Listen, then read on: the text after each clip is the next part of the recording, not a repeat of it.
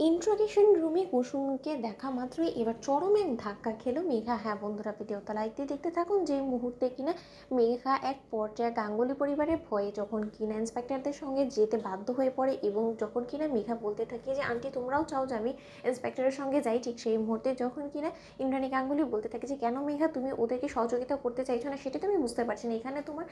এতটা ঘাবড়ানোরই বা কী আছে, তুমি চাইলে আয়ুষের সঙ্গে করে নিয়ে যাও। ঠিক সেই মুহূর্তেই যখন কিনা মেঘা বলতে থাকে যে এ কী বিপদে আমি পড়লাম রে বাবা, এখন যদি আমি এই ইন্সপেক্টরদের সঙ্গে না যাই তাহলে সম্পূর্ণরূপে ওরা আমাকে সন্দেহ করবে, ওরা হয়তো এটা বুঝে যাবে যে আমি কুসুমের মৃত্যুর পেছনে সরাসরি জড়িত আছি। এবং এবার যদি আমি ওদিকে যাই, ওদিকে গেলে যদি কোনোভাবে আমাকে ইন্ট্রোগেট করে আমার মুখ থেকে মুখ ফসকে কিছু বেরিয়ে যায় তথ্য, তাহলে তার রক্ষে থাকবে না, আমি করবো তো করবোটা কি, কিন্তু এবার তো আমাকে যেতেই হবে। ঠিক সেই মুহূর্তে আয়ুষ যখন বলতে থাকে মেঘার উপরে চাপ প্রয়োগ করে যে মেঘা তুমি যাবে কি না, ঠিক সেই মুহূর্তে মেঘা যখন কিনা বলতে থাকে যে আমি কেন ভয় পেতে যাবো বলো তো আয়ুষ, তোমার এটাই নিশ্চয়ই মনে হচ্ছে যে না আমি ভয় পেয়ে যাচ্ছি ইন্সপেক্টর আমাকে ইন্ট্রোগেট করবে বলে। আমি কোনো কিছুতেই ভয় পাই না, কারণ আমি সত্য আমি সেটা খুব ভালো করে জানি, তাই ইন্সপেক্টর চলুন আমাকে যেখানে নিয়ে যাবেন আমি সেখানেই যাবো। ঠিক সেই মুহূর্তে যখন কিনা ইন্সপেক্টর মেঘাকে থানায় নিয়ে যায় এবং সেখানে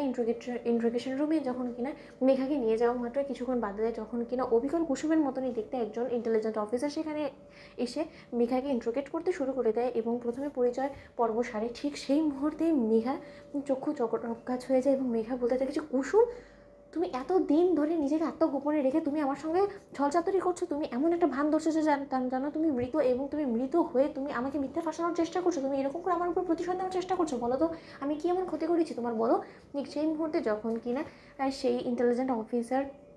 যখন কিনা এক পর্যায়ে চিৎকার করে মেঘাকে থামিয়ে দেয় এবং বলতে থাকে যে একদম মেঘা চালাকি খাটানোর চেষ্টা করবেন না, আপনি এখানে এসেছেন আপনি ভুলে যাবেন না, আপনাকে ইন্ট্রোগেট করার জন্য এখানে ডাকা হয়েছে, এখানে আমি প্রশ্ন করবো আপনি উত্তর দেবেন, এর থেকে বেশি কোনো কথা তো আপনার মুখে মানায় না, তাহলে আপনি কেন এত চাটান চাটান কথা বলছেন। এবং কে কুসুম, কুসুম তো সেই ব্যক্তি যাকে কিনা মার্ডার করা হয়েছে, নৃশংসভাবে হত্যা করা হয়েছে, তাহলে তার সঙ্গে আমার অবিকল মিল আপনি কোথায় খুঁজে পাচ্ছেন এবং তার পরিচয়টা আমার মুখে কেন আপনি মেরে দেওয়ার চেষ্টা করছেন বলুন তো, এবং আপনি আমাকে প্রশ্ন করার কে বলুন তো, এখানে শুধুমাত্র আমার কথা চলবে আপনার নয়। ঠিক সেই মুহূর্তে মেঘা যখন কিনা চিৎকার চেঁচামেচি শুরু করে দেয়, ঠিক সেই মুহূর্তে অপর প্রান্ত থেকে ইন্সপেক্টর এসে বলতে থাকে যে মেঘা ম্যাডাম বিহেভ ইয়োরসেলফ, আপনি ভুলে যাবেন না যে আপনি কার সামনে দাঁড়িয়েছেন, আপনি কিন্তু আমাদের স্পেশাল ইন্টেলিজেন্স ডিপার্টমেন্টের অফিসারের সামনে দাঁড়িয়েছেন। ঠিক সেই মুহূর্তে মেঘা বলতে থাকে যে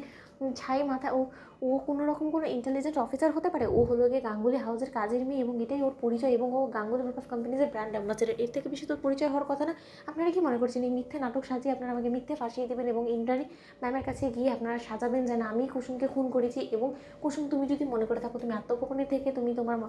মৃত্যুর বিচার পাবে, তাহলে সেটা কোনো মতেই না, আজই আমি গিয়ে গাঙ্গুলি হাউসের সমস্ত লোকেদের সামনে জানিয়ে দেবো যে তুমি জীবিত আছো এবং তুমি রীতিমতো আমাদের সঙ্গে ছলচাতুরি করছো, আমাদেরকে ঠকাচ্ছ এবং সমস্ত লোকেদের ইমোশনস নিয়ে খেলছো। তো বন্ধুরা লাইক এবং শেয়ার করে সাবস্ক্রাইব করতে ভুলো না।